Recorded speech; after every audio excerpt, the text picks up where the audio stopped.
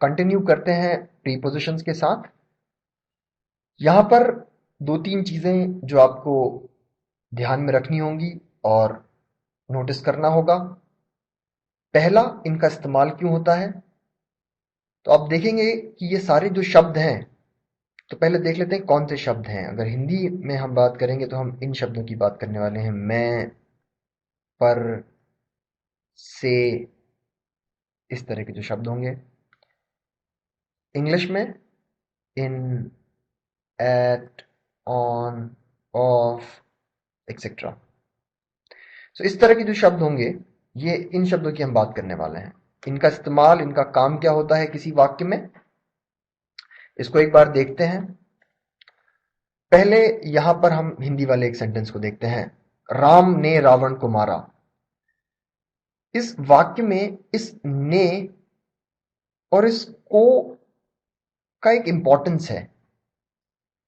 यह ने इससे पहले आने वाली संज्ञा को, संज्ञा मतलब किसी व्यक्ति का नाम या किसी वस्तु का नाम, सो इस संज्ञा के रोल के बारे में यह शब्द हमें बता रहा है। राम ने रावण को मारा, एक्शन राम ने किया है, एक्शन रावण पर हुआ है, और क्या एक्शन हुआ है वो यहां पर है। तो खैर, हिंदी में इन सारे शब्दों की इन सारे शब्दों को हम विभक्ति और कारक के रूप में भी जानते हैं। यहां पर राम जो है ये कर्ता कारक है, और उसकी विभक्ति जो है कर्ता कारक की वो ने होती है। तो आप ऐसा समझ सकते हैं, ये जो शब्द है यहां पर, ये हमारे वाक्य में जो संज्ञाएं हैं, जो किसी व्यक्ति या वस्तु के नाम है या सर्वनाम है, उनका संबंध वाक्य के दूसरे शब्दों के साथ जोड़ता है, बताता है कि जिस संज्ञा की हम बात कर रहे हैं उस संज्ञा का वाक्य में क्या रोल है। सो इंग्लिश में अगर यहां पे, सॉरी, हिंदी में अगर हम देखेंगे तो ये बड़ा स्ट्रक्चर और बड़ी फिक्स चीज है। अब हम जाते हैं इंग्लिश में। खैर, यहां पर हमें कोई भी प्रीपोजिशन दिख ही नहीं रहा है, हम अभी इस सेंटेंस को छोड़ते हैं, पहले इसकी बात करते हैं। Rahul writes with a pen.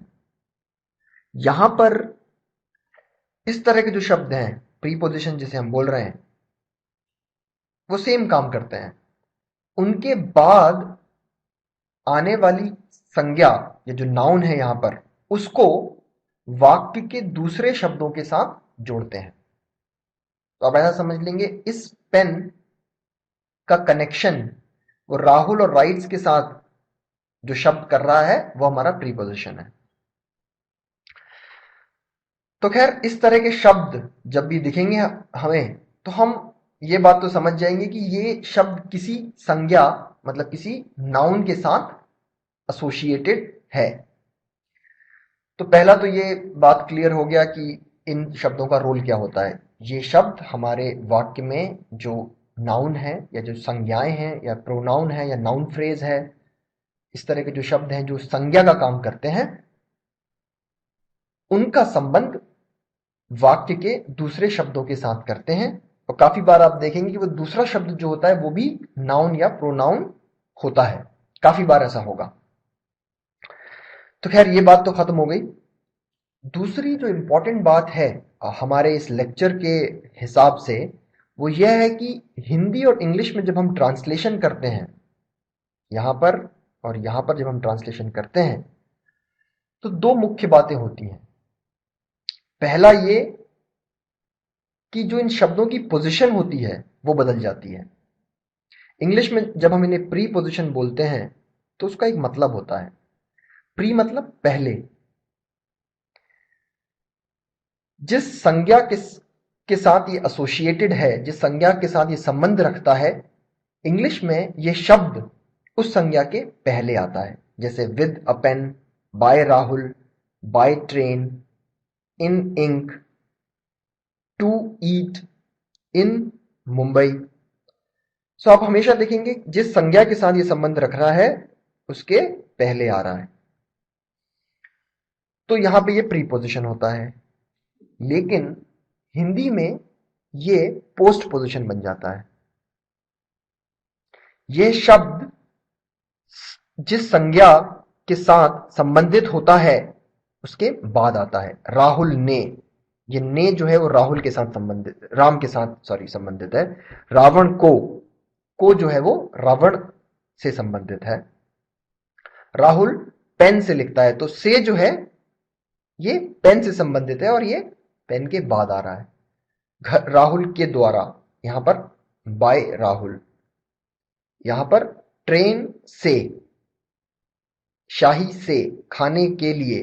तो ये जो शब्द हैं हमारे, के लिए, से, मैं, ये सभी शब्द हमारे संबंध बोधक हैं, जो इंग्लिश में ट्रांसलेट होके प्रीपोजिशंस बन जाते हैं, और इन्हीं शब्दों के बारे में हम बात कर रहे हैं। तो पहला तो ये प्रॉब्लम है प्रीपोजिशन पोस्टपोजिशन का, आप ध्यान में रखेंगे। दूसरा जो प्रीपोजिशन के संबंध में अगर हम बात करें, उनके ट्रांसलेशन के संबंध में अगर हम बात करें, तो आप यहां सारे प्रीपोजिशंस को देखने की कोशिश करें। ने और को का ट्रांसलेशन ही नहीं हुआ है यहां पर। राम के लिए राम आ गया है, मारा के लिए किल्ड आ गया है, और रावण के लिए रावण आ गया है। ये दो सब शब्द इसमें मिसिंग है। तो अब हम आपको बाद में बताएंगे कि कर्ता और कर्म कारक की जो विभक्ति होती है हिंदी में, उसका ट्रांसलेशन ही नहीं होता है इंग्लिश में। उसके लिए कोई शब्द ही प्रयुक्त नहीं होते हैं। जो नाउन होता है वहां पर, जो नॉमिनेटिव केस में होता है, वो मतलब कर्ता कारक का काम जो कर रहा होता है, जो एक्शन कर रहा होता है वहां पर, ये सब कर्ता कारक होता है। वो अपने आप ने को अपने आप समा लेता है, ऐसे समझ लीजिए आप। उस शब्द के साथ ही ने की अपने आप मतलब आ जाता है उसमें। लेकिन यहां पर आप दूसरी चीज देखेंगे कि राहुल पेन से लिखता है, Rahul rides with a pen आ रहा है। वह ट्रेन से गया, ही वेंट बाय ट्रेन। ये दोनों से जो है यहां पर, ये एक ही कारक के हैं, ये करण कारक के हैं। ये से बताता है कि जो क्रिया की है हमारे सब्जेक्ट ने, वो किस वस्तु या किस चीज के साथ की गई है। लेकिन इंग्लिश में उस से के लिए यहां पर भी वही हो रहा है। जो क्रिया हुई है वो इस चीज से हुई है, जो क्रिया हुई है वो ट्रेन से हुई है यहां पर, और यहां पर लिखा गया पेन से है। लेकिन उस से के लिए जब हम ट्रांसलेट कर रहे हैं तो कहीं हम विद का इस्तेमाल कर रहे हैं, और यहां पे जब हम से का ट्रांसलेट कर रहे हैं तो हम बाय का इस्तेमाल कर रहे हैं। वैसे यहां पर भी आप देखेंगे राहुल के द्वारा भी जो है करण कारक की विभक्ति है, जो बताता है कि क्रिया करने वाली वस्तु क्या है, क्रिया करने वाली वस्तु के बारे में बताता है हमें। This house was built by Rahul, यहां पर भी बाय का इस्तेमाल हो रहा है करण कारक के लिए। फिर आप नीचे देखेंगे पत्र शाही से लिखा गया, यहां पर भी से है। The letter was written in ink, लेकिन यहां पर से के लिए हमने विद या बाय की जगह एक नया शब्द इस्तेमाल कर लिया है। राहुल के पास खाने के लिए कुछ नहीं है, Rahul has nothing to eat. ये एक दूसरा क्या कहते हैं प्रीपोजिशन है, इसके बारे में आगे देखेंगे।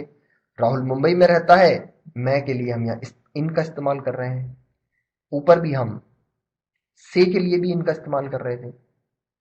तो प्रॉब्लम यह है, हिंदी से इंग्लिश या इंग्लिश से हिंदी ट्रांसलेशन को अगर सीधे हम करेंगे तो हम इन प्रीपोजिशंस को नहीं सीख पाएंगे। यहां पर सीधा ट्रांसलेशन एम्बिगुअस होगा, कंफ्यूजिंग होगा, वो काम नहीं करेगा।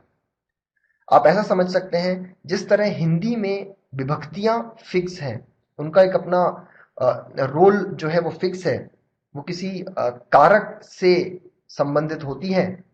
उसी तरह यहां पर भी इन शब्दों का उपयोग इनके हिसाब से ही फिक्स है कि हम किस समय बाय का इस्तेमाल करेंगे और किस समय विद का इस्तेमाल करेंगे से के लिए। ये एक फिक्स रूल है इंग्लिश में भी।